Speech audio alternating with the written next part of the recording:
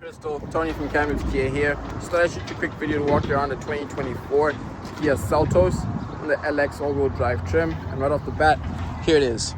Starting off on the driver's side, I've got three quick things I'd love to point out for you.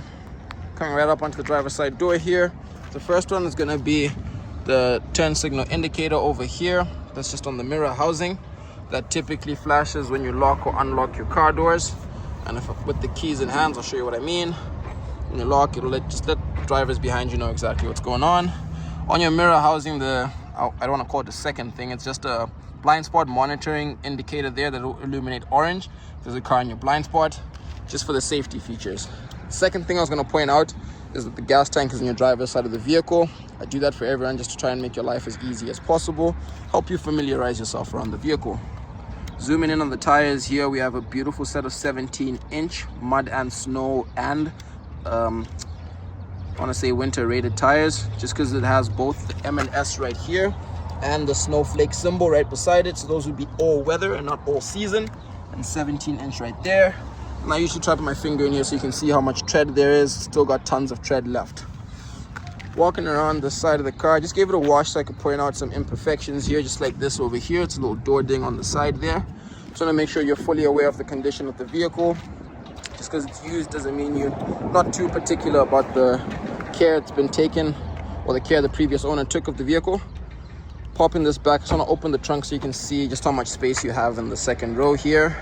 There's a manual open trunk, but you've got tons of space in the back, as well as an option.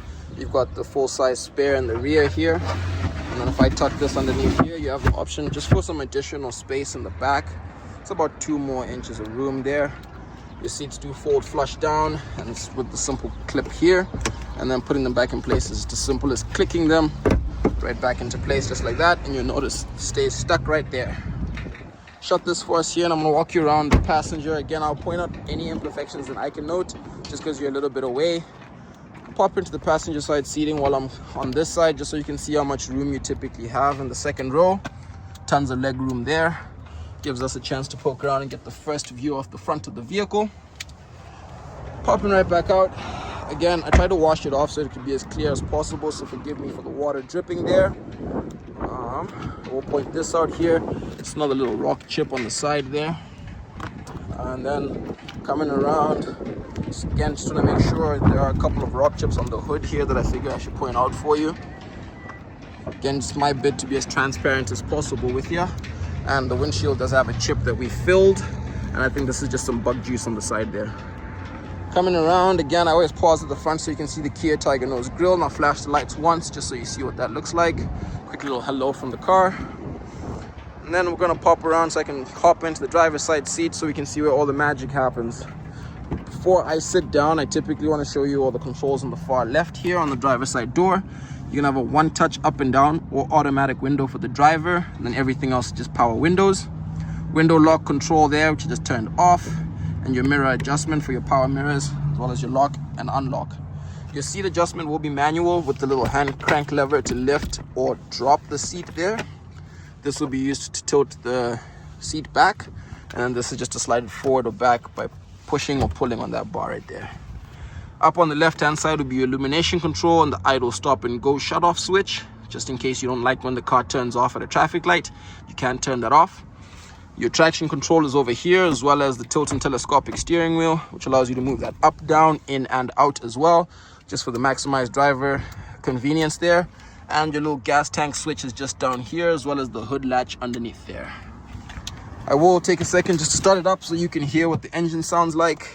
It is key ignition, just to make sure you're happy with what that sounds like. And I typically do it so I can zoom right in to the dash and the display here, so I can show you there's no warning lights currently on the vehicle. It just has 28,487 kilometers and about a 3/4 tank of gas right there. Coming over to the right here is the AV&T, where you'll have radio, media and wireless Apple CarPlay through that widget icon over there, which you can see a couple of phones have connected already, and we'll clear that off for you. You will also get the climate control, a 12-volt option for accessories down there, USB and USB-C charging ports, a couple different drive modes. Now this little button here is zoom over, but when you twist it, The controls show up on the front of the vehicle here, where it just gives you a couple different colors for the dash as well. And I'll leave that in normal mode for you. It does have heated seats and all-wheel drive differential lock for you here, as well as downhill braking control, and obviously the option to shift all the way down to drive here. You'll see the D over there. If I knock that over, shifts into sport mode and gives me triptonic shifting, where I can change between the gears manually by pushing this little lever here, and then I can always shift back to drive over there. Again, I'll just show you one more time just so you can see the gears will show up on the far left in case you're a downshift kind of driver, and then back into drive. Besides that, you are going to have the handbrake, the manual lever right here, which will show up right over there. And then a couple of controls just to make your life a little bit easier, including voice control for the vehicle. With your Bluetooth hooked up, you can make phone calls, request for directions, and a custom button here that we can set up. You do also have the lane keep assist with the steering assist option, and the cruise control, the smart cruise control from Kia.